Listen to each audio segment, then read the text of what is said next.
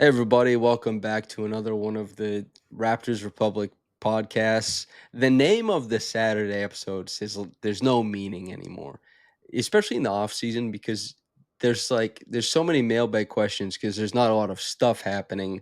So I'm constantly just answering questions and maybe there's a loose topic, but then there's more questions and then you're talking about everything and anything. The person I talk about anything and everything with, especially for public consumption, is Louis Zatzman, who is here to talk to me about the Raptors and presumably whatever the hell we talk about.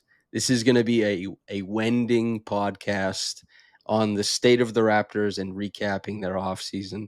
Louis, how you doing? How's it going? We look similar. We remarked upon this. It's gone really well. It's been a long time. We tried to do one of these for over a month, and I love talking about anything and everything. Happens too rarely. I try to talk about anything and everything with my kids, and well, one can't talk, so it doesn't work, but the other will just look at me and be like, "Dada, stop talking." And so now I get to, and this is nice. So I'm the release, and I'm glad to be one. The what Uncle I Sam. wanted, yeah, exactly.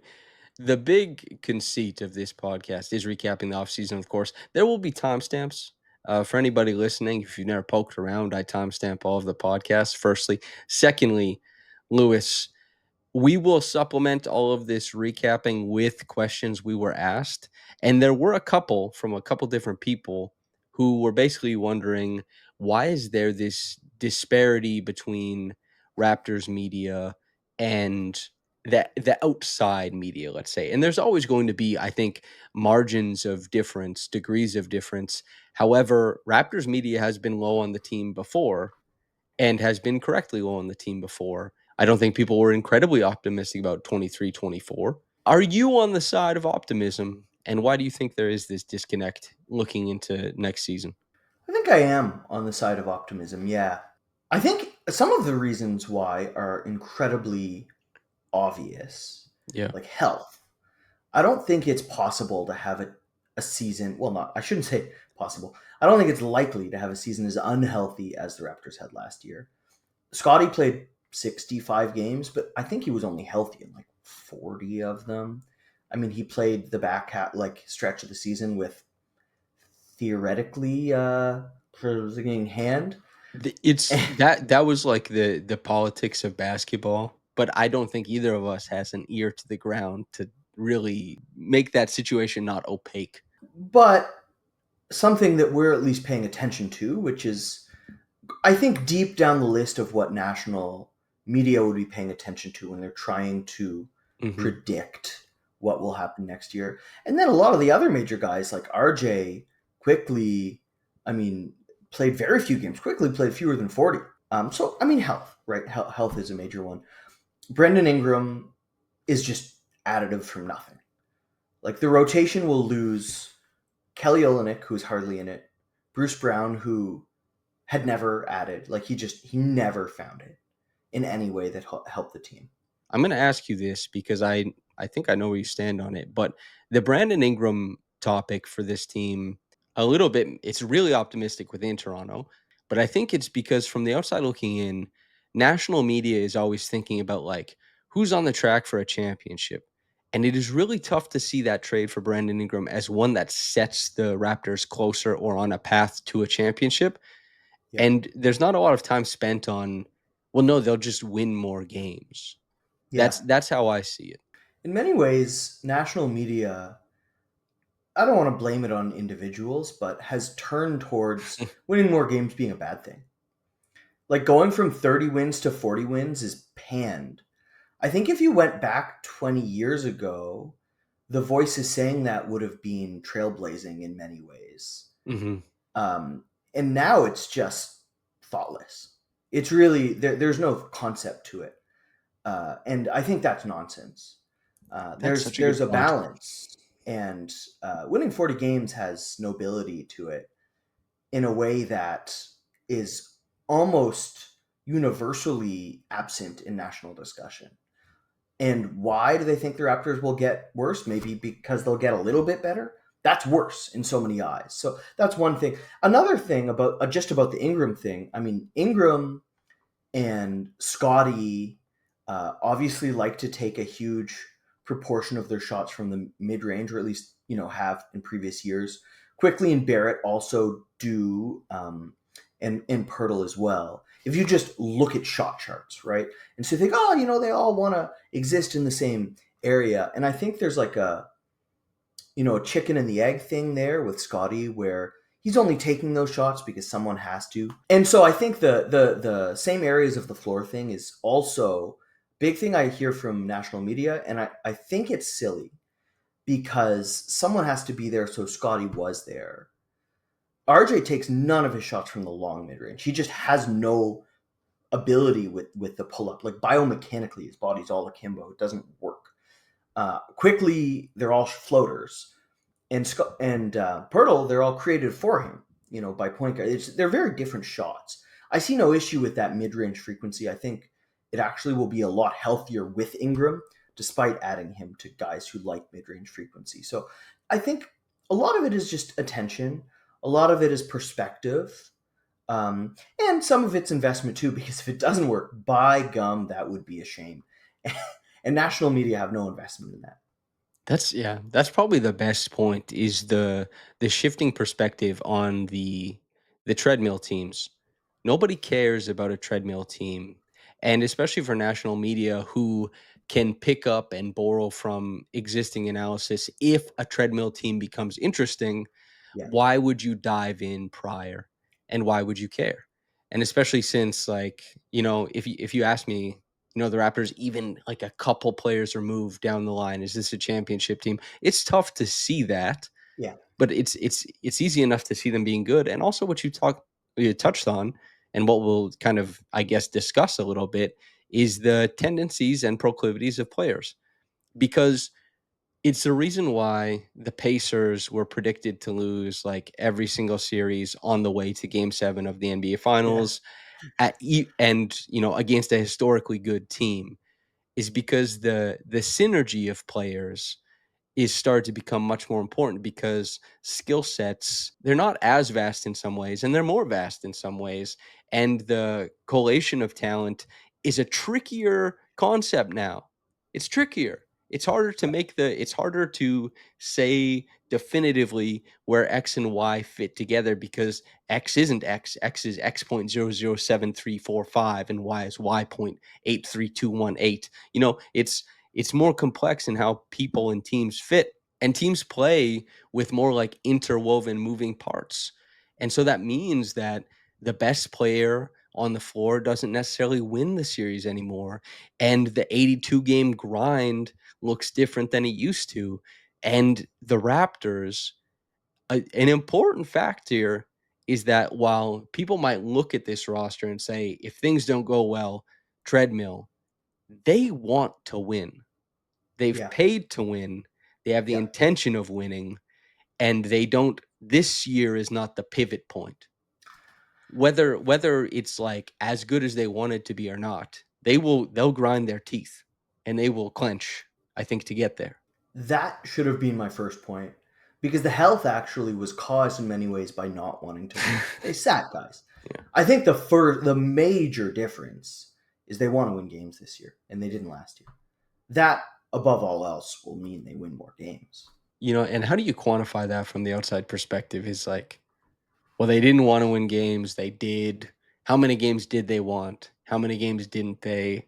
It's basically, to answer this in the short form, they couldn't be fucked to answer, like, to look, I think. And they won't Yeah, be, and nobody gets penalized or punished for not knowing the Raptors. And the same way you don't get penalized or punished if we don't know the Bulls. Nobody cares, really. I mean, I used to write nationally, right? I wrote for 538, And let me and the tell you, pitches this don't get guy. picked up.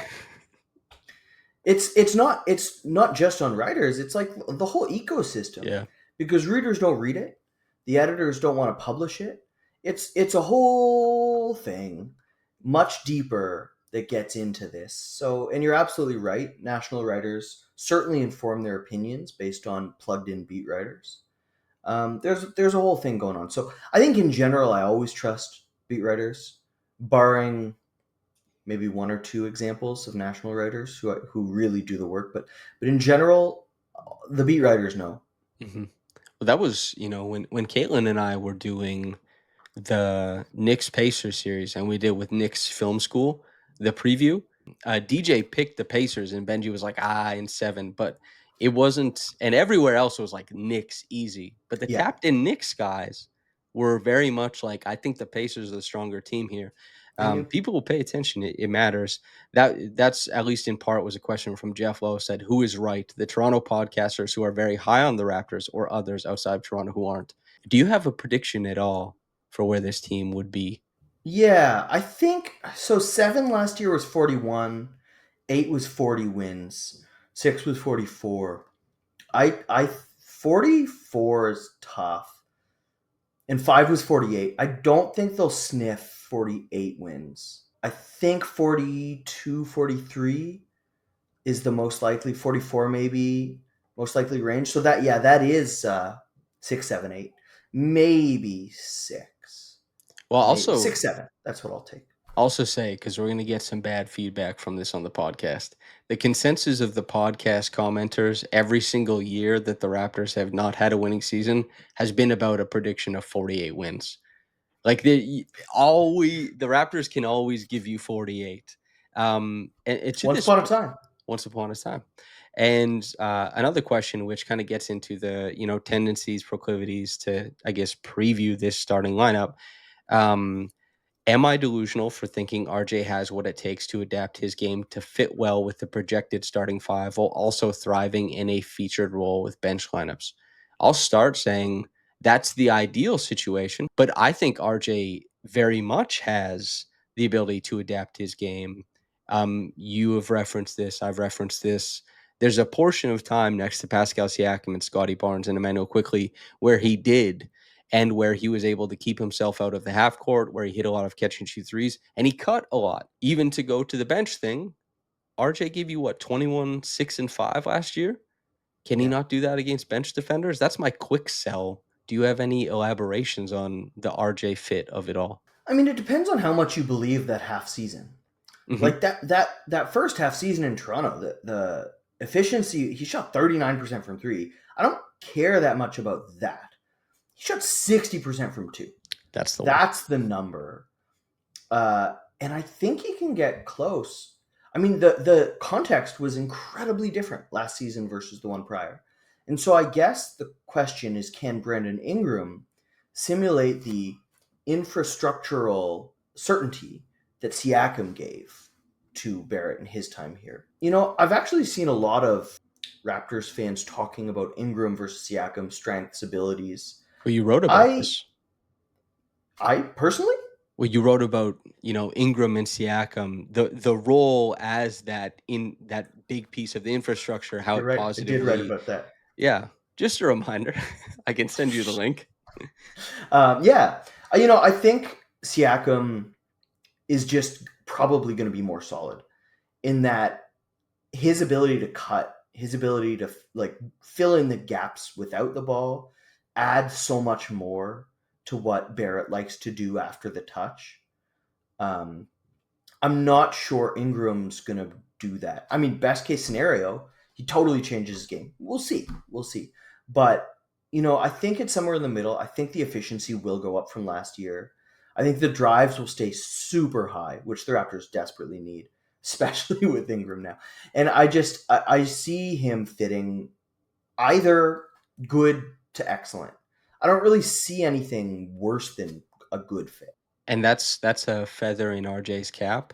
I think Yeah. is that the fit will be good to excellent. I don't see a world where it's poor, and it is based out of that Emmanuel Quickly quote that I got last year about RJ's cutting. Is like RJ will cut because he wants to be able to score the basketball. And there's just no way in hell that this team, the coaches, the players, the front office, anyone allows for RJ to big bro Scottie and Ingram into the top dog role.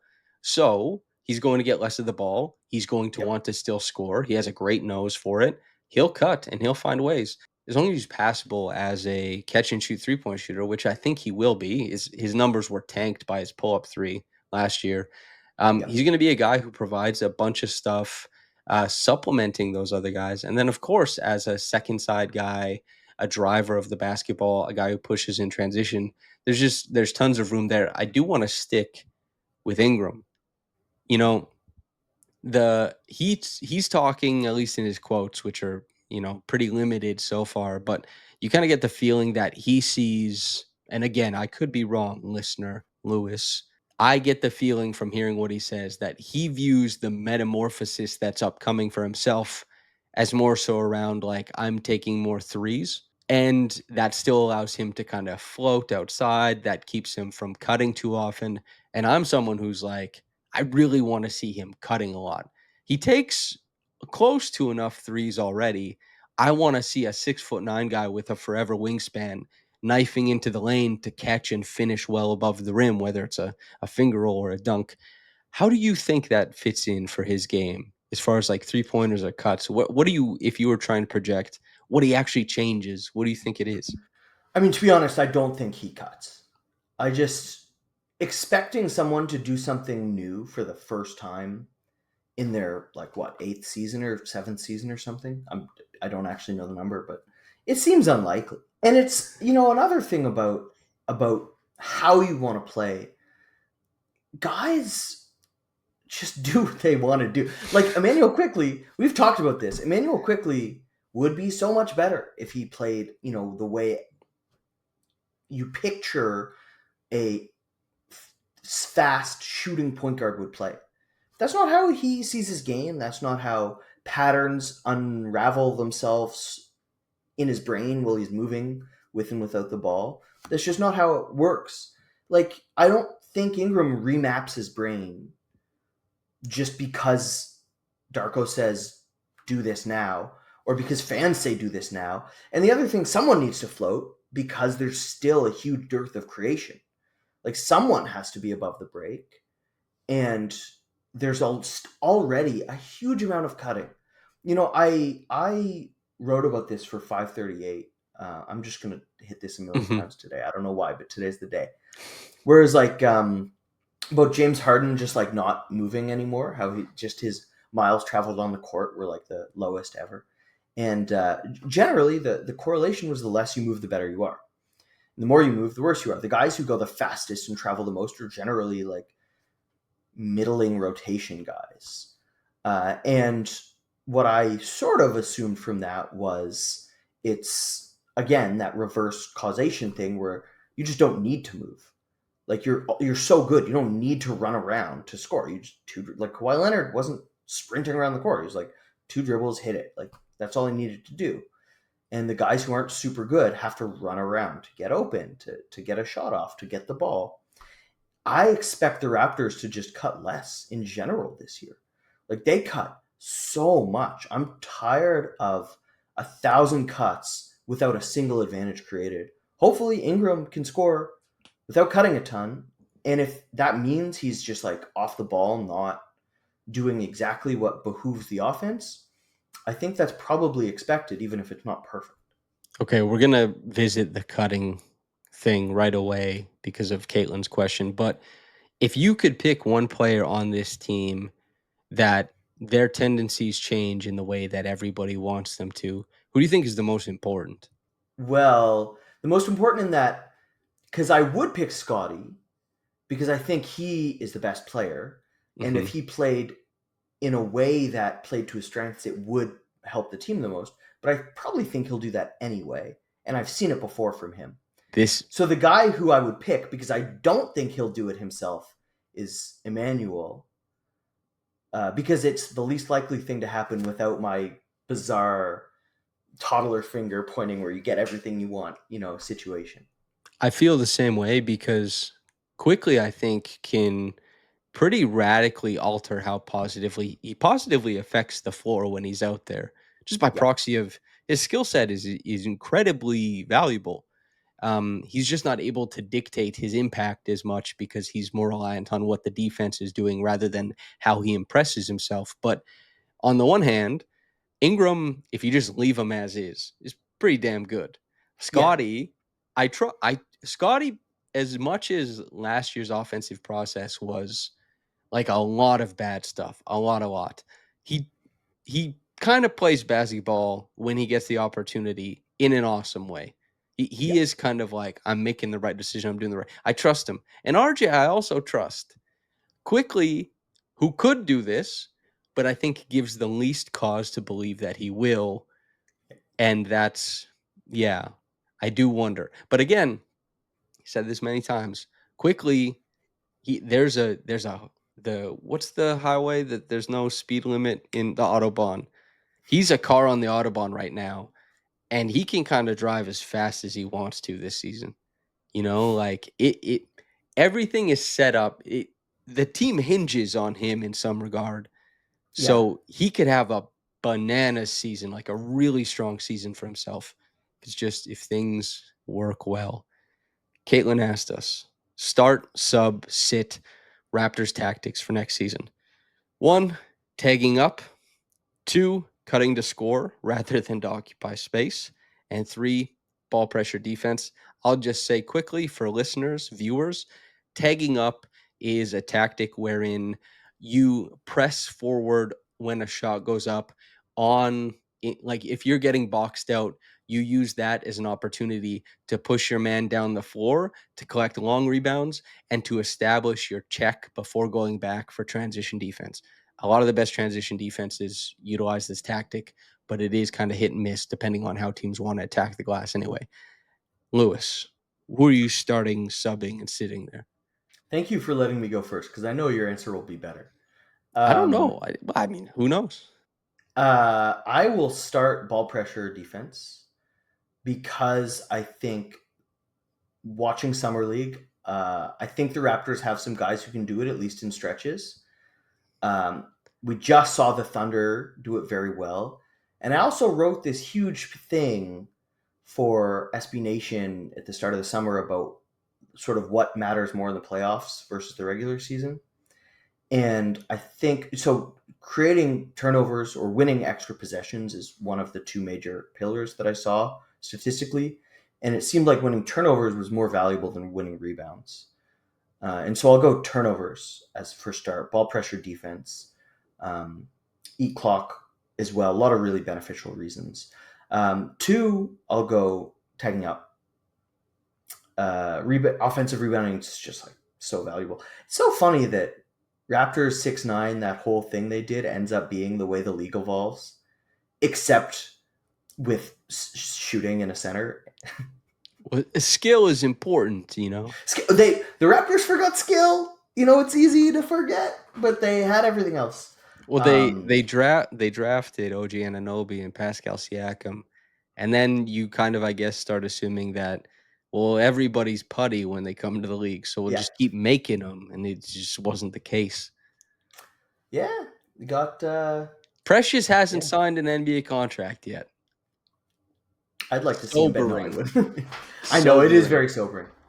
I'll go to the grave being wrong on that one. Yeah, Why stop now? And so then I guess I'd bench or sit. What's the third start, option? sub, sit. Sit. So I guess I'd sit cutting. Man, cutting is so good, except when it's not. And it just does nothing. You need other things to work for cutting to work. I've just seen a lot of cutting fail for Toronto's offense. They had the worst half court offense.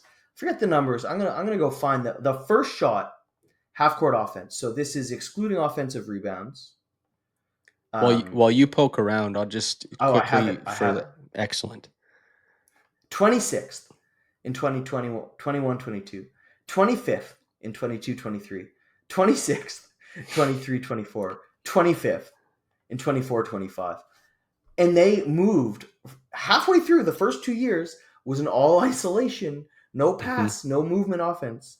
The last 2 years was a no isolation, all pass, all move offense. There's like cutting is a catalyst in that it doesn't cause the reaction, but it can exacerbate the pros, if exacerbate means that. And so I've had enough. I'm done. I'm done with cutting. If exacerbate means that you've gone all akimbo, to borrow a Lewisism, that's exactly right. In that cutting, just to compare, like 2021-22, I believe their offense on the whole was up to 14. But the half court was terrible. They haven't been able to achieve that since then. Maybe this will be the year that they finally do. But cutting, when we were covering that isolation team, a lot of what it was saying, like, it's not necessarily that they need more movement. They just need to reward the collapsing defense. And that's why they went on their run towards the end of the season, was guys were hitting open threes. And when they bet the farm the next year on having their wings create, and they said, Gary's going to shoot a lot of threes, Fred's going to shoot a lot of threes, and those guys are going to make them. And then those Yeah. guys didn't make a lot of their threes. It kind of busted up. And last season, the Raptors were a top 5 offense in frequency of off ball type possessions, which Mm-hmm. means what is creating the look, creating the advantage is like a screen into a catch or something like that, right? Or a catch and go. And they really tried not to rely on their live dribble stuff because they were abhorrent at it. Probably not, I would say horrid rather than abhorrent. And they were last in points per possession off the bounce. They had no means to create that.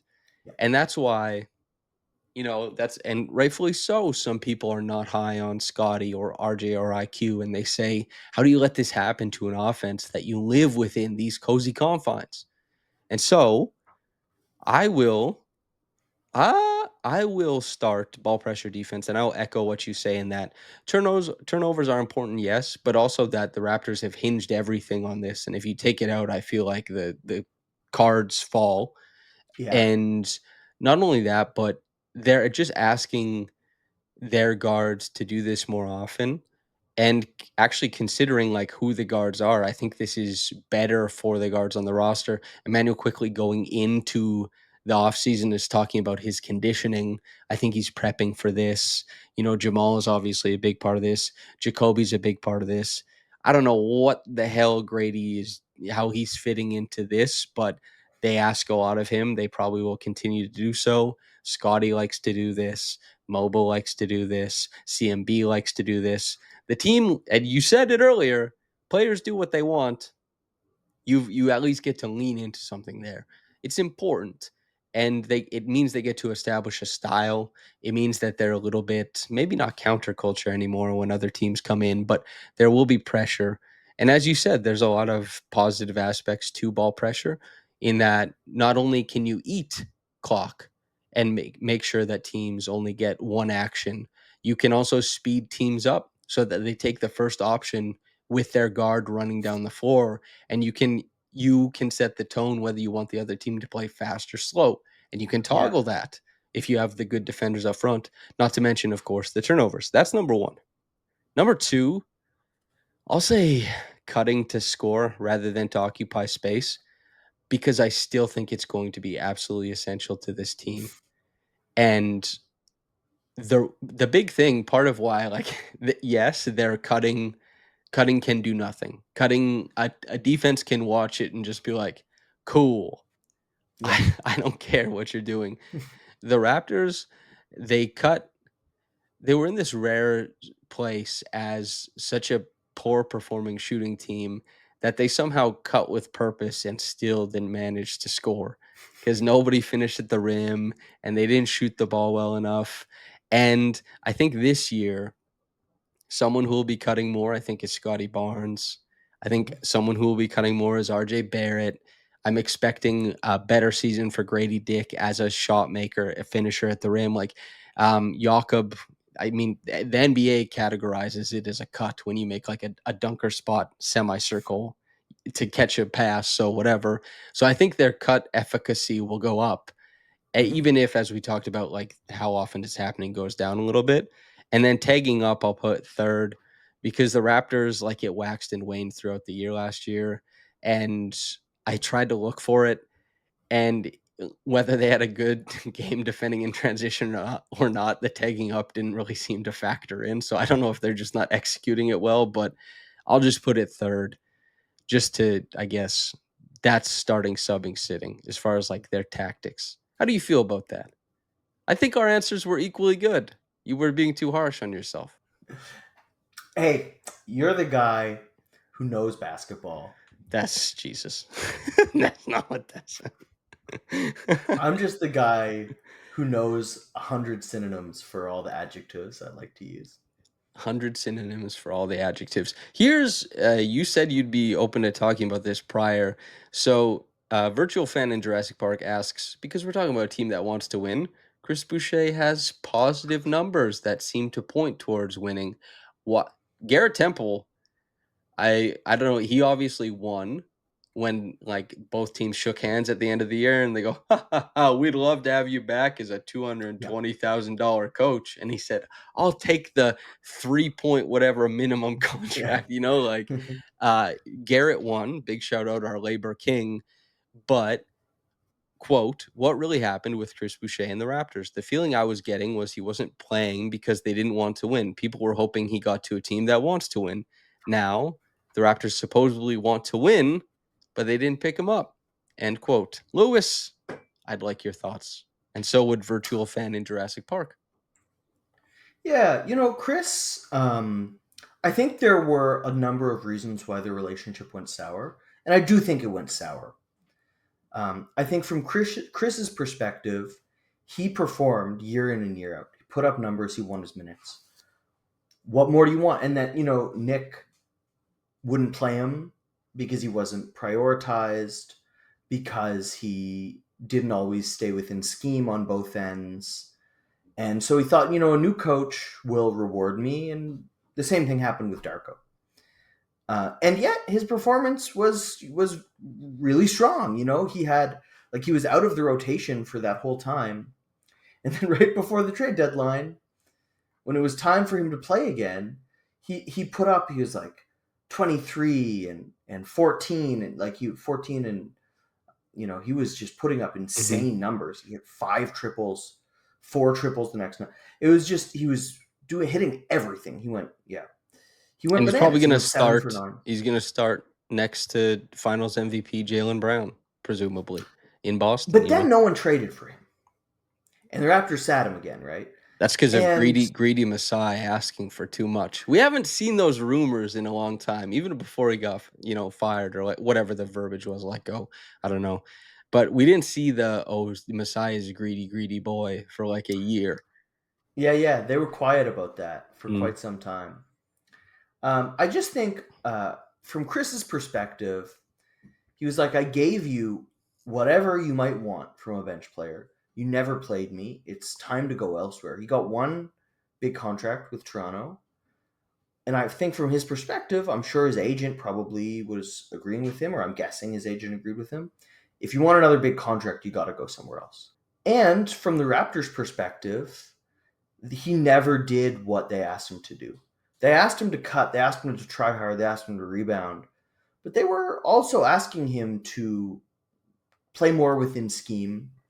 His choices with the ball in his hands, even when he won G League MVP with the 905, were something that the coaching staff wasn't always the happiest about. And I'm not sure if it ever improved it to the rate that it needed to in the NBA. I wrote last season before the year started that it was Chris's last chance with the Raptors. He had to learn, he was incredible at the way he wanted to play. He had to learn to play the way the Raptors wanted him to play. And it never happened. So he never got the chance. And I think that there probably were some, I'm guessing about this isn't reported, but there were probably some hard feelings on Chris's side. And it seemed from the outside perspective, but outside being there, that he wore his feelings on it, out on the out external sometimes, and that he was pretty clearly unhappy, I think. Um, for me, if the Raptors had just wanted a guy who came in off the bench and scored, and they played him and he won his minutes, I think all would be well. But that wasn't their priority at any point. He's not young. He doesn't have star potential, and they just continued prioritizing other players over him. Persachua, Mobo. Now it's going to be Collin Murray-Boyles. It just the two paths never were going in the same direction. And I for my if I did choose, I think Chris did enough. I think the Raptors should have played him more, but it is what it is. It's not. No one's like a demon or a villain for this. It just kind of is what it is. Just a funky situation because it's the reason why Chris was always going to end up on a team is like 2 years in a row of just not having a guaranteed role and just being thrown out onto the floor, and you give what, like 21, 22 points per 36. Your true shooting percentage is like 61%. You go like Yeah, you have a stock a game in that limited time. You make hay while the sun is shining anytime you're out there. You just try and maximize your own situation. But it is true that he didn't play the way that the Raptors wanted to. And for a Raptors team that was so starved, there's two guys actually, right? Like Davion Mitchell got $12 million a year. Like we said, my quote would have been that Davion would want 12. I didn't think Davion would get 12, but he got it. And he got it after the Raptors basically dumped him. And yeah, 12 is a lot for a guard in this environment, this cap good for him. environment. Yeah, and 12 is a lot. D'Angelo Russell got 6. Bradley Beal is on the minimum. Davion Mitchell has 12, Bradley Beal's But there's a reason. yes, but D'Angelo there isn't, right? And also Gary Trent Jr. is on the minimum. These like for Yeah, Davion to get 12 is a bit like Miami found their guy and they yeah, liked him and they said, "We'll give you money." And he shot the three ball really well with them. He obviously that culture, but this goes back to what we are talking about at the start of the podcast. Players aren't X and Y. They're X.083, whatever. It's fit is a lot more specific and complex now than it used to be. yeah, Or a power forward isn't just this. A center isn't just that. It can change vastly depending on what the team wants. And you can give a team 61% true shooting. You can win your minutes when you're out there. You can be a positive play finisher, like insanely better relative to the roster. You can be Chris Boucher, and you can still have a team that says, we're going a different way because we're trying to yeah, cut our teeth on this new play style. You can be Davion Mitchell, who made the Raptors defense way better, who very clearly did a good job of getting guys touches as the lead ball handler on one side, even though he was sustaining a 3-point slump. You can be those things, and they can still say, we're moving on. We're trying to do our own thing. And that's the Chris Boucher thing. And as you say, hurt feelings. But it's not nasty or mean. It's just the nature of the business, I suppose. Is there anything else as far as like transactions that surprised you about these Raptors before we talk about Colin Murray-Boyles, who I haven't really gotten to talk to you about, really? So, no, and you're a uh, sicko for some big old gobby hands, so I'm excited to hear what yeah, you think. no. I think I'm. Let's move on to CMB. Okay. This is we'll use this just to structure it, but Jamie Balsillie asks if CMB someday develops into a 22 point per game scorer, what does that look like? How's he getting his shots at that volume? We don't have to use that as the crux of the conversation, but I do kind of I want to know what you think of CMB. Yep. Let's tell me. So first, I'll just talk generally. Then 22. It's Sure. fun trying to put 22 points on the board for him. That's a fun number to try to get to. Um, So as you know, I am not a draft guy. It's too much work. The guys who do it so well. I'm never going to offer work the caliber of someone like yourself. Let alone the people who are good at it. No, I'm kidding. I'm kidding. It's pretty I was literally I was thinking like I have to undercut him and say I'm bad, but I was trusting that you would come around with a joke, and I'm glad you did. Yeah. I don't want you to have. No, that's too far. But um, so I just watch after they come to the league. Once they draft the guy, I go do the research. Then I watch the games. Then I figure it out. And man, oh man, I trust you, your basketball takes. I trust your draft takes, and listening. Oh, and Trey as well, of course. And listening to you and Trey banter and pal around about CMB was incredibly invigorating. I really believed in the game without having seen it before the draft. Going to watch it, you guys could not have been more right. It really, really pops. Like you want in a prospect to have abilities that separate them from other guys. Like what makes you unique? Why will you get minutes, get prioritization from the team to develop? And he has a lot of those. Like yeah, the hands. I mean, oh my god, those hands. He's gonna be near the league. The per position steal rate. Like he's gonna be near the top as soon as he gets the minutes to be there. But there's a lot more. Like the strength is insane. You watch just to compare it to Raptors power forwards. You watch guys who beat a guy to the spot, up fake or whatever, and the guy doesn't bite, and then they're just there. Their weight's on you. You have to go up through a body. A guy like Mobo just faded away, went to a hook. Guy like Chris would just, it's either free throws or an air ball. Precious Achua, for all of his athleticism, couldn't really handle that either. Mobo, what it looks like, and again, I haven't seen him against NBA bodies yet, so we'll see.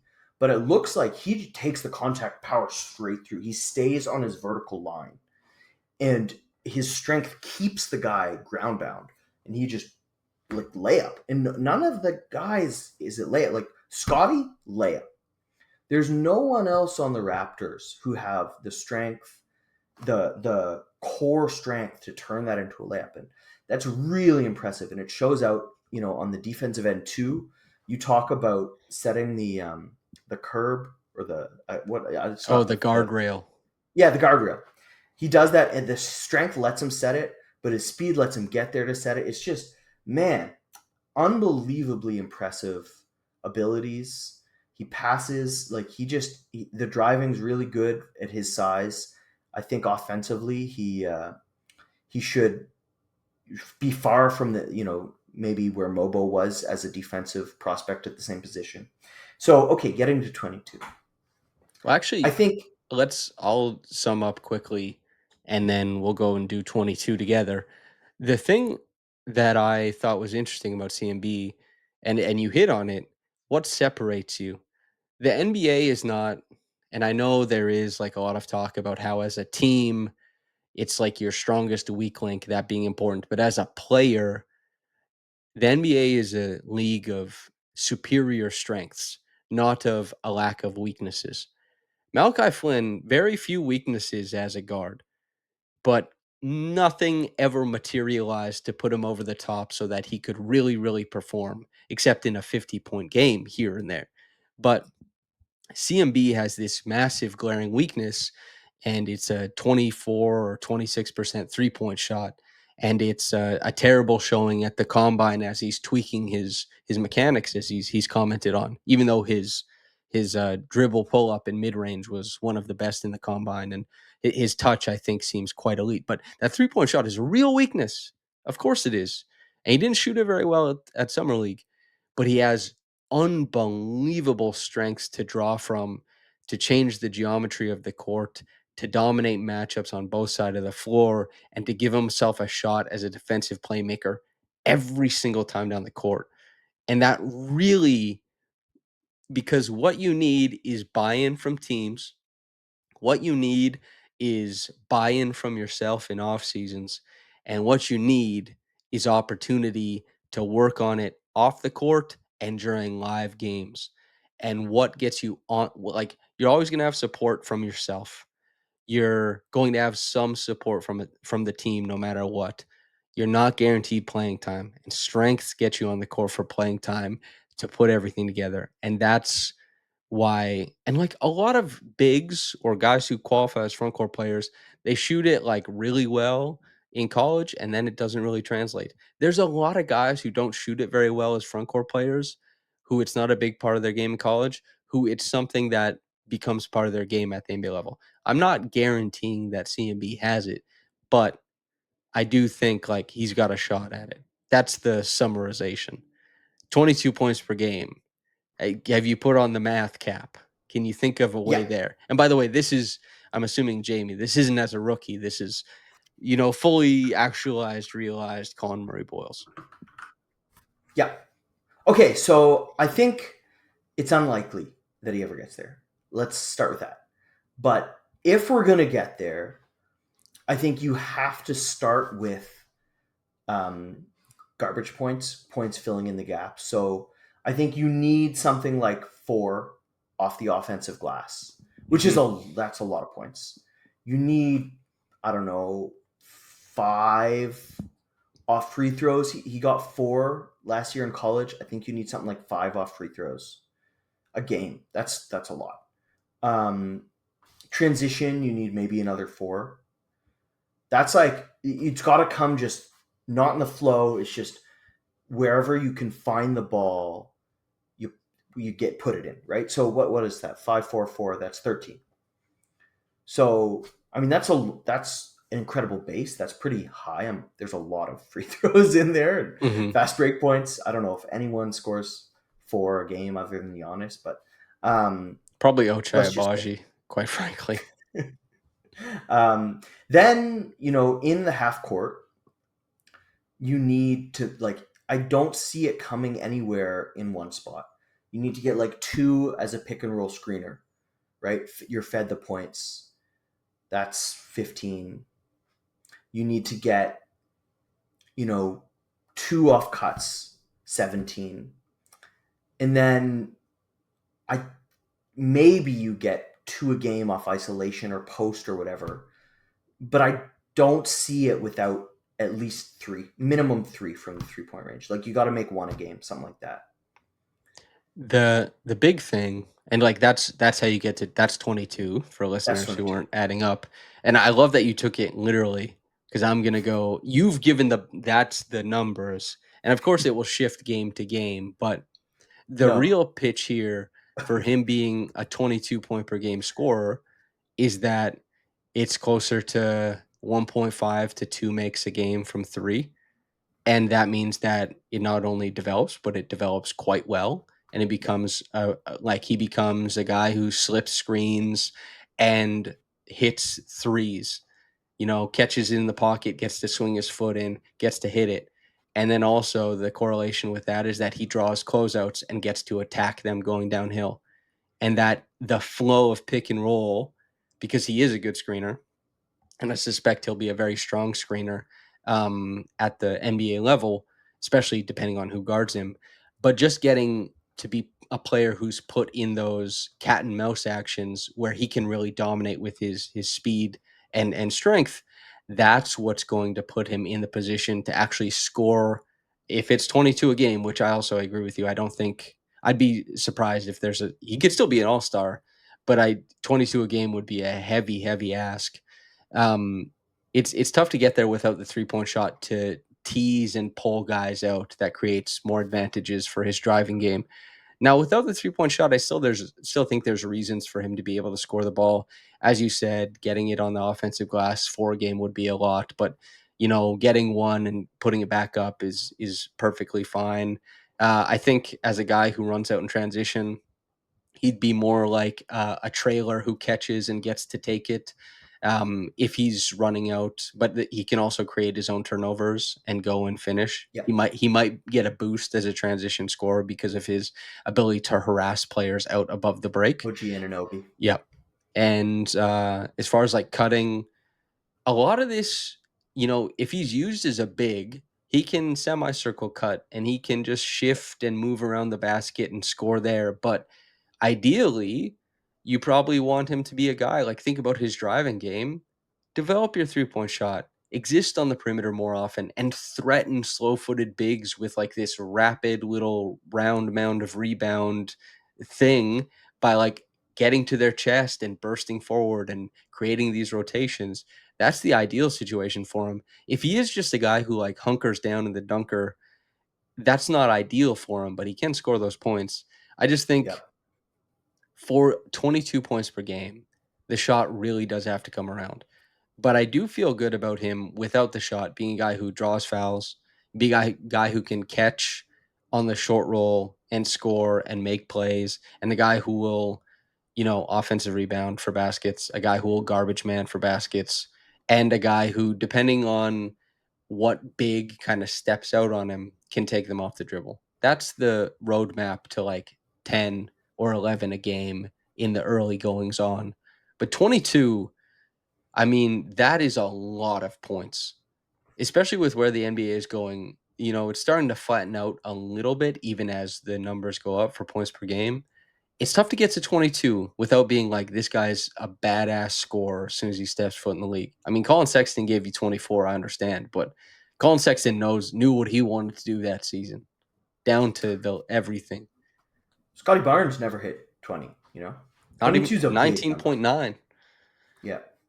I looked, just as fun aside, Mm-hmm. I was talking about how many transition points. I looked up number of transition points.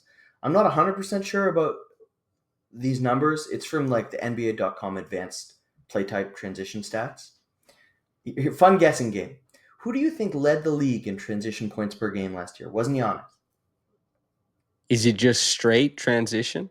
Or is it like I just said per? transition points, like tabbed one down. That's a good question. Who is the highest transition frequency team? Do you know that? It's close. You're asking the right question. I can look that up. Yeah.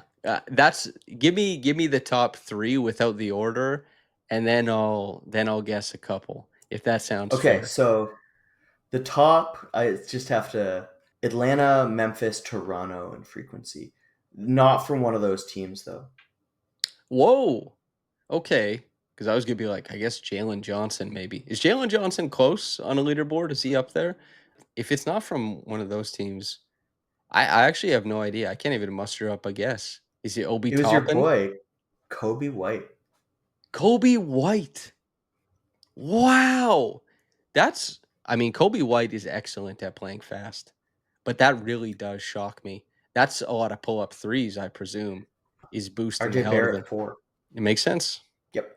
He, So 7. RJ Barrett was 6. So yeah, a fair number of guys. Oh yeah, there's Jalen Johnson, 5.4. Just 36 qualified games. So yeah, a fair number of guys got to 4 transition points a game, something like 40 or so. if there's 40 a game, CMB could 40 be that guy. players Yeah, yeah, yeah, yeah. who scored. Yeah, Yeah, if there's 40, but that's what Scottie did. And it's again, I've said this many times on this podcast, but it's why people had this misguided view of Scottie as a scorer, because they saw he scored 15 as a rookie and assumed like, oh, this is bag work. This is like yeah, scoring the basketball. And it was like, this guy is garbage manning to so many of these points. And congratulations to him for being like an actual Adonis as a 19-year-old, or maybe he was 20 by that time, to step on the court, and he was bossing NBA players around yeah, in a way that I don't think CMB will. He's bigger than CMB at that yeah. point in time. He's got more length. I don't think CMB will have it as easy that way. But Scottie just stepped on the court and was like, "I'm the man here." That 25-point game against Boston early on in the season it wasn't bag work, man. It was like, give me the ball. Someone put a body on me and see how that goes for you. And yeah, garbage manning is so impressive. It's so important. You can't forget Oh where yeah, these points come from. You take whatever you can get. But I don't know if CMB can take enough to get to 22. That would surprise the hell out of me. yeah, yeah. It's a big. It's just you have to succeed in so many areas, right? Like you roll the dice, you might roll 5 or 6 once, but to have to roll 5 or 6 on like 10 different rolls to have that success across the board, it's tough, but a really fun thought exercise to see where it comes from for a guy like that. From Spence Bell, Spenby says, what would be a successful season in your minds? Team record, making the play-in versus playoffs, making the playoffs for the play-in, same cue for the players, etc., etc. What's successful to you for this upcoming season? I think taking a season seriously, Geez, the winning, bar's trying. low. I mean, yeah, should it not be? Uh, I think you gotta win more games than you lose. Like one game over 500, I think, is a reasonable, not a crazy expectation, but they need to do something. You can't be Uh, one game over 500 in this league. 2 games. Well, I I mean, thought you I thought this can was the math podcast. I thought you were the if math guy. you go to the championship of the in-season tournament. Sure, yes, okay. Anyway, no, but so win more than you lose. And got to be the playoffs, whether it's the play-in or the 6th seed or above. It doesn't matter. Like, you have good teams going to the play-in, you have bad teams going to the play-in too, but got to go to the playoffs. Got to get at least 5 games under your belt where you just give these guys a taste. Scottie was in the playoffs. He was hurt, but he played phenomenally well when he was there. He was like, you watched him in that Embiid series, and you really saw the vision. You're like, this guy improves It made in sense. this area. Yeah, it just made so much sense. You need to see that with these. You have to see what Grady looks like in the playoffs. Let's say he's a great season. He's slinging it in there. Defensively, they protect him a little bit. He's just offensively really potent. You got to see what it looks like in the playoffs. You've talked a lot about succeeding in tight spaces and how transferable that is, but you have to see it, right? What does Jamal look like? Trey actually asked a question about his pick and roll that I wanted to transfer over. I think there's the one thing I believe in with Jamal Shed for his pick and roll is the corner passes. He has multiple rhythms to his corner pass, like early beat, late beat, like he slings it fast, he slings it slow, he takes different angles. That's an area where you can make some hay. You just have to be a scorer. Pull up three, or actually taking layups, not everything's afloat. You have to score somewhere. If you can just score a little in some area, I shouldn't be yelling. I have children asleep all around me. You can just score a little in one area, and with that corner pass, then you can run a successful pick and roll 5 times a game. 10, we're not talking about Chris Paul here. I think he has one area of success. He just needs one more path. But again, even if it succeeds, what does it look like in the playoffs? Mm-hmm. And so, yeah, I'm not asking for the world here, but you have to take steps forward beyond just regular season improvement.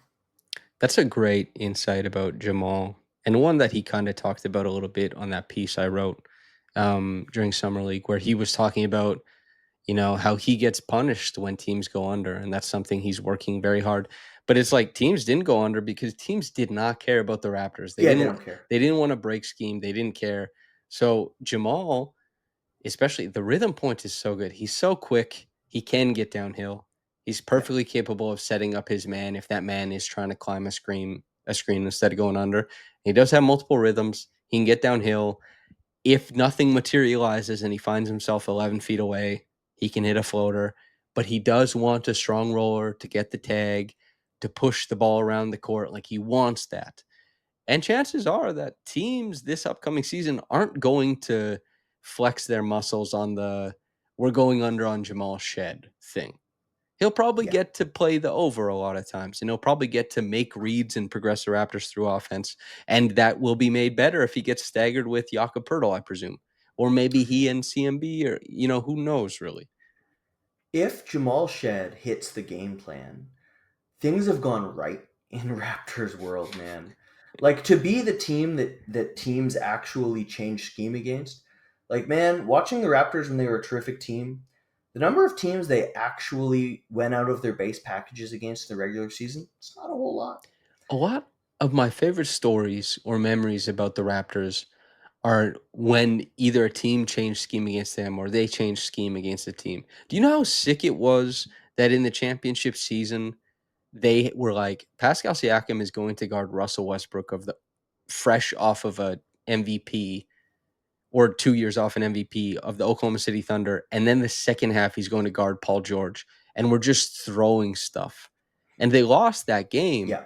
but that's so, like, basketball. That's basketball is getting funky. When we were watching the finals and you said about, like, cutting is meant to exacerbate problems within the defense, and you look at, like, the Pacers are just trying to random offense their way to it. Rick Carlisle on Caitlin's podcast said it, likened it to jazz because he plays the piano, right? And they're trying to create as much as they can. But the Thunder are a lot more set in where they're going to create their offense from, where they're going to start it. And the Pacers are trying like Yeah. hell to move their guys to all the right places to stop that. So it does become a cutting chessboard, and cutting does suddenly become incredibly important. And the Cavs were a team who they were really inventive in how they cut this past year, but it wasn't so dynamic that they were impervious to defensive game plans during the playoffs. So it's just like it can be so fun. And the Raptors, rather than playing these rote games where it's so same to where they're actually like teams are like, let's throw a punch at these guys and see what goes. That would just be that. I mean, as far as the question about like what does success look like, I mean, that probably ranks pretty high. Oh, one thing I want to ask you about, Masai, just thoughts. You've talked to Masai. He's gone now. How do you feel? Yep. I think on one hand, I understand in a business like this, if you have, 3 bad years where your vision's not panning out, and maybe the outs that you thought you had, you didn't end up having trade wise. I understand why that ends up meaning teams move on from you. I don't think that's necessarily what happened here. I think the Raptors were probably happy with the way things were going, more or less, just wanted to get cheaper. The one thing I'm very concerned with not hiring a president is, to what extent will Keith Pelly just be the president of basketball operations? And if that's the case, um, what is the main impetus of the decision making? Because Masai Ujiri tried to win. That of all his flaws, and you can quibble with trades he made and players he drafted, he was always trying to win. That was never in doubt. And he was There's a incredibly clarity. successful at it for a long time. And he had the power to enact those choices um, for a long time. And I hope that Bobby Webster, even if he doesn't have the title, has the ability to build a team to win basketball games. I'll be honest, I doubt at the same level that Masai just had. And also, I don't know Keith Pelly from a hole in the ground. He comes across as a suit, like as Yeah. much of a suit as there could be. And the first thing being that he declares a search for a president and echoes, we this is important, we want that. And then that not coming to fruition. I'm Come on. I like, of course, maybe they didn't find it, maybe whatever, but I'm just saying that's not ideal. It's not. How It's much did how much did they pay CAA? It's like $500,000 or who knows, but I assume whatever number of hundreds of thousands of dollars was the price they said is a PR, Like yeah, it feels to me, is not and they reported. can't give us pizza for the media to eat at games. Yeah. That was just a PR cost, right? We'll eat it to make it look like we're trying to find a president. How It's do you concerning. when it was reported that they're like, we're looking at Chad Buchanan and Kevin Pritchard? How do you think those conversations went? What, when Hey. Chad's wife was like, "Hey man, are we moving to Toronto?" He's like, "First I've heard of it." That conversation or what conversation? Yeah. The funny thing is, like, especially if, yeah, I mean, Kevin Pritchard, maybe he had the cachet if they could pull him to, like, I guess, register as, okay, we'll have a president. But how much would you have to pay Kevin? Yeah. Like Kevin is like a multiple time person of front office status. He just took a team without like with what 2 lottery picks who hardly factored in. He just traded his way into a damn near championship team. Mhm, mhm. And I mean, how much would that cost? You Yep. know, um, I that is what we talked about I guess myself and that was what I echoed is the same sentiment right after it happened is like Masai brought a clarity of one thing and that he's whether it's right or wrong, he's trying to build a team to win. And now, whether you like it or not, whatever the hell Keith Pelly, etc., and the brass want, it's not, the clarity is not there, and it casts a cloud. And I think for Raptors fans who have talked about, the difference between Masai, even Brian Colangelo was a president, was he not? He had like a lot of autonomy from 2005 onward, I think. Um, that autonomy is typically seen as a good thing. And usually fan bases respond a lot better to president, that guy, this is what he wants, than they do business, corporate Yeah. ladder. And I think And I you do as well. wonder, in regards to those conversations, can you hire a guy if you can't promise them autonomy? Or at least one of the best possible front office people? They wouldn't take the job without autonomy. It's like coaches. If you hire a coach and you say, but you have to keep your replacement at the front of staff. No one takes that job. It's just, Who was it's it that turned down a job and they were saying like we need Jason Kidd to be your lead assistant? That happened, yeah, right? yeah, something That like was the that. Yeah, Lakers, if I remember correctly. I think it was Ty. Yeah, I can't remember, but they were like, "Oh yeah, Jason Kidd has to be your lead assistant." I'd be like, "What the hell is going on here? What yeah. is it? That's What not the how hell are you?" coaches hire their staffs, and it's hard for us to be so negative because not a thing has happened yet that has negatively impacted the building of the Raptors that we know of. There's been no big trade turned down because it's too expensive. But you worry, you really worry. Yeah. Is there any other burgeoning Raptors things that are front of mind for you? Is there anything that we can tease around before you write about or anything like that before we get I out of wanted here? to, I wanted to ask you something actually. Yeah. Um, it was in many ways a quiet offseason for the Raptors, except for Masai, which was very loud. Um, did you learn anything about the team? Was there any clarity in terms of what the team wants, what the team will be, what you expect from them? Did you learn anything you didn't know before? That is a good question. I think this team has been operating as much as like chalk as I could predict, I guess. The CMB thing did surprise me a little bit. I didn't actually think that it was going to be him when it came down to it. Now, do I 100% believe in like use Masai and Bobby actually really differed on the pick? I'm not sure. Um, you know, who do you think has given more lip service to two-way players in their availabilities over the past few years, Bobby or Masai? Does Masai even talk? Do either of them even talk about what kind of basketball they like to see? They Other than do. calling Pascal selfish. What has But that really was because I didn't think that Masai called Pascal selfish there. And did you at the time? I did, yeah. I I thought he was and again, I thought he was calling Fred selfish.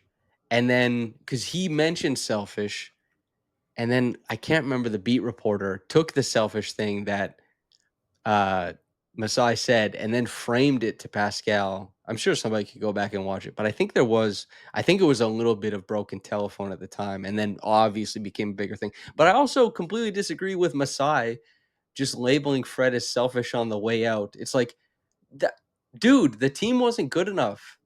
And Yeah. obviously they were worse once Fred VanVleet left. You can't just tag him as selfish and be like everything's cool now because it wasn't. And then also Yeah, if and it he promised they wouldn't be selfish, and their offense was way worse. It's like, oh, this guy's taking all these shots. Now worse players are taking the shots. Problem solved. if it was about Pascal, I mean, Pascal responded by setting a lot of screens for the Raptors and then going to the Pacers and being everything they want to be. And then the post up that was hated in Toronto was the most efficient play of that playoffs as they went to the conference finals. And then he was the conference anyways. And even Yeah. still, in the comment section, people do fan fiction of the ending. And I'll say this: what if it wasn't just bad old guys? What if that wasn't the downfall of the Raptors? What if there's a multitude of reasons? And what if there's like, as far as dysfunction goes, what if there was a bunch of cooks in the kitchen who'd all bear some responsibility? There's been like two camps about the Raptors as far as like the people reporting things. And one was like anti young and one was anti old. And it's like, who's feeding each side, do we think? And why are those sides being fed? And both sides probably are like, "Ugh," you know? It blew my mind at the time, man. That was a Just really wasted stretch. Incredible core. Like, if you just look at what OG, Pascal, Fred, and Scottie have gone on to achieve in their games and on their teams. I mean, less so for Scottie's team, but in his game. Unbelievable waste that the four of them couldn't achieve more together. and not that they had the height of a contender sitting in front of them, but just like, let's get to the playoffs, fellas. Yeah. Let's get some games under our belt. Let's give Scottie some moments there. Let's Nikola maybe Vucevic just couldn't be driven past. It that was it was was on impossible. Fred. That was on Fred. That is one No, thing that I was will lay. on DR DeRozan. Oh yeah. That That was surreal. what did I learn? I think I don't I didn't learn much. Did you learn anything? You ever watch Burn After Reading? Dude, I love burn after reading. I knew you would. You know the end of the movie when the analyst is reporting to like the big boss at the CIA? He's like, "Well, what the hell was it all for then?" I think it's Malkovich. Well, no, he's not the one who gets reported to because Malkovich left the bureau and he was gonna write his book and Oh yeah, then yeah, yeah. That was Mal. Anyway. and Yeah, then what's her face and Brad Pitt yeah, yeah. discover his notes, which are completely worthless, and then they try and take him to the Russian embassy and start That's everything. right. But the guy at the end who's like, "What the hell was that all for then?" In Yeah, many ways, that's how I feel about this offseason. It's just the Raptors have been at the starting line of a race for 2.5 seasons, great way to put it. and it's just time to start. I feel the same way. That's also to answer the first question.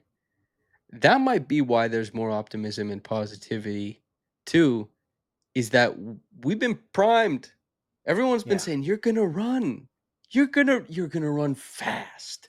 So we're like, "Really? I've been standing idle. This Chris guy wanted to run, but we said, "Hey, just stretch the hammies. Relax." That's a great way of putting it. We've been waiting. And Yep. I am eager to cover a team that wants to win, not one that's mired in whatever the hell has been going on. They might not have clarity in the organization versus GM or head of basketball, whatever the hell it is for, Bobby and that, but they paid the team to win.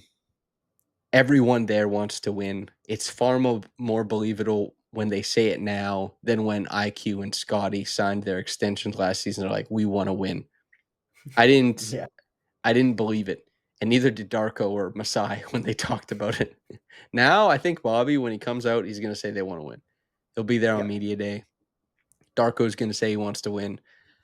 I didn't learn anything about Darko. Maybe this will be a great year of basketball for figuring out how much a coach affects a team. As we said, asking a player to do X or Y is tough when they want to do W and S. And Darko is really well liked by the men in that room. Really well liked. Yep. Can he be well liked when he says, "Cut the shit, man, and do this instead? I don't care." Especially now that he doesn't have Chris to take all his frustration. You know, it is Jamal, funny. you got to make the read. Chris, hit the bench. You know? Yeah.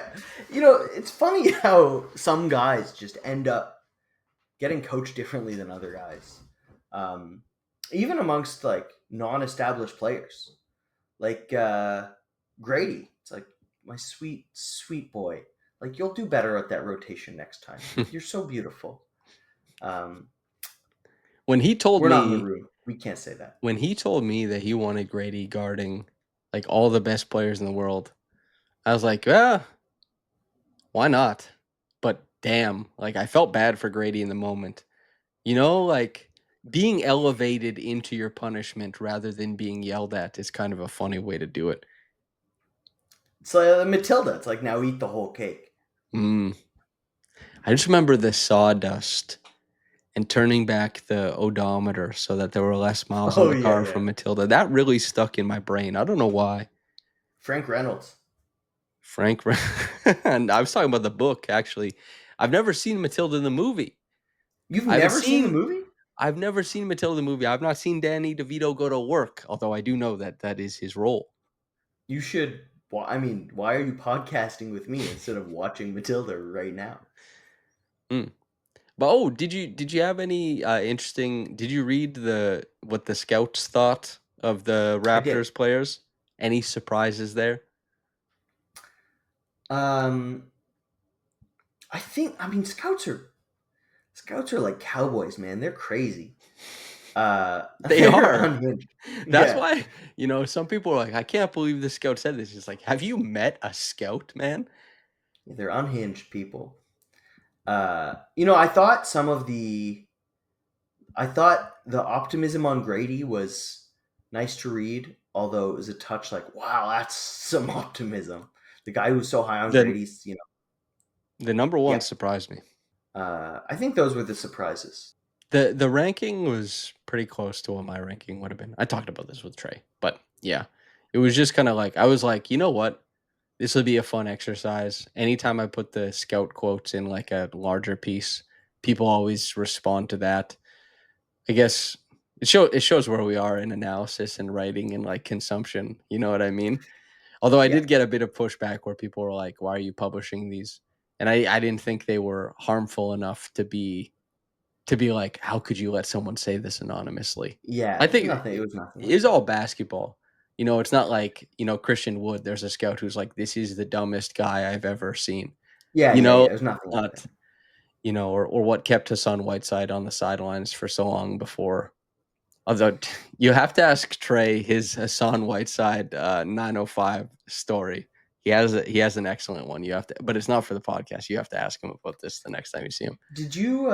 Speaking about sports writing, did you read the Joel Embiid ESPN piece? Mm-mm. You should. It was good sports writing, and there's so little of that these days. Who wrote it? Never heard of him. I was never No, gi- truly. I was never given a name.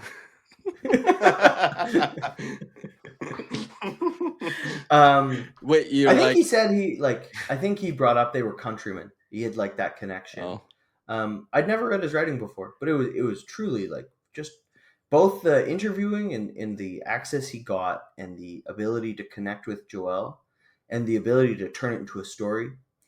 I'm not gonna name any insiders or newsbreakers, the one left, but the piece that's just a publication of a transcript is truly an act of illiteracy, the likes of which I'd be happy for AI to just like. Could you imagine getting all this access? You have incredible conversation, and you just all right, just type it up, publish that. You don't even write a story with it. Like how incurious do you have to be? Anyway, it was the exact opposite where he turned a beautiful piece of poetry from incredible access. It was phenomenal stuff. I think it dishonors the medium.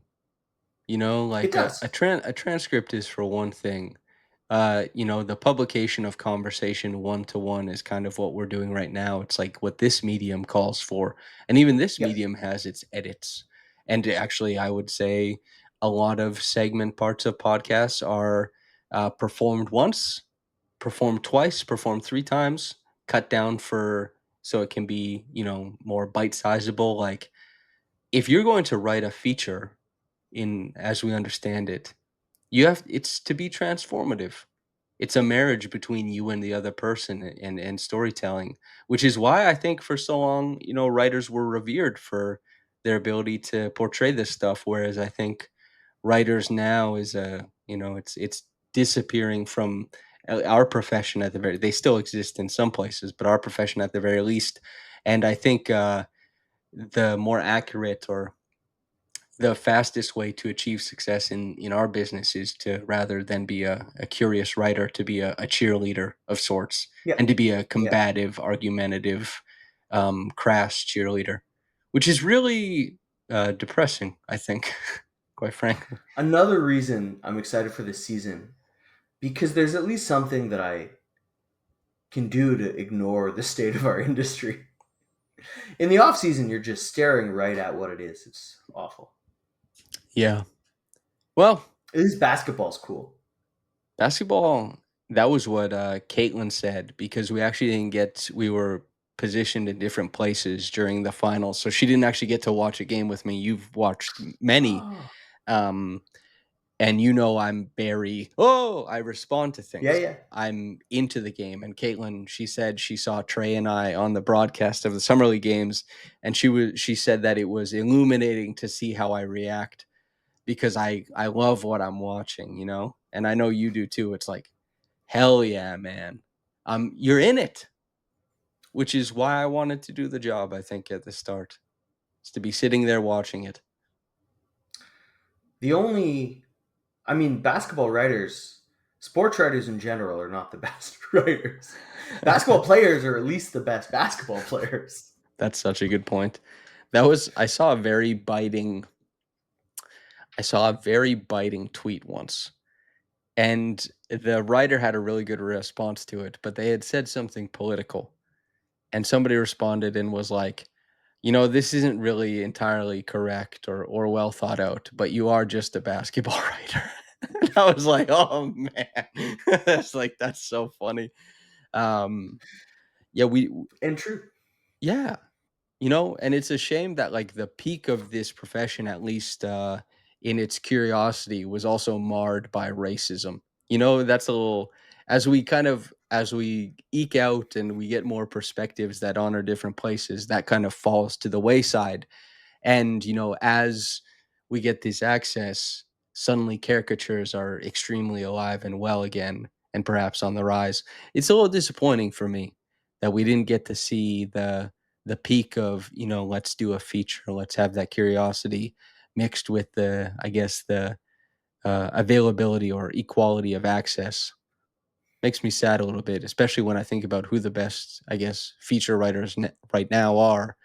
I think a lot of times they are people who come from a different walk of life. Yeah. Good old days were never perfect. But that's why you should read this piece. I think it'll, it's just, this is what you're looking for, I think. That's Marty from True Detective. He was getting a good old days Overrated. talk. He was just like saying, the good old, if they were so good, yada yada yada, but old bastards like you is just get old and you die and nobody cares. And it's just like, yep. There you go. Oh. That's a Any parting podcast. shots? Or No, I don't have a ton I'm working on right now. I'm excited to get to work, to be honest. I'm incredibly excited to get back, start seeing the players again, talking to them, writing, it's like the first day of school where, you're not worried about whatever, your hormones, sociability. It's just like you're excited to go out there and learn. I you set out your little outfit for media day, Yeah. and then you go on a train with your friends to Montreal, and then you look at your phone and you think like, that was a good outfit. You post a picture of it and somebody says you look like lesbian Michael Jordan. That was such a good tweet, because I looked at it and I was like, I kind of see it. Louis, thank you. Thank you so much for donating an hour and a half of your time. I appreciate you very much. Listeners, you can support us by liking the video, subscribing, and comment. And just, we talked about a lot. Let us know what you think about anything. We'll appreciate it. From myself and Lewis, thank you so much for tuning in with us. Whether you got into this in the morning or at night, have a blessed day and goodbye.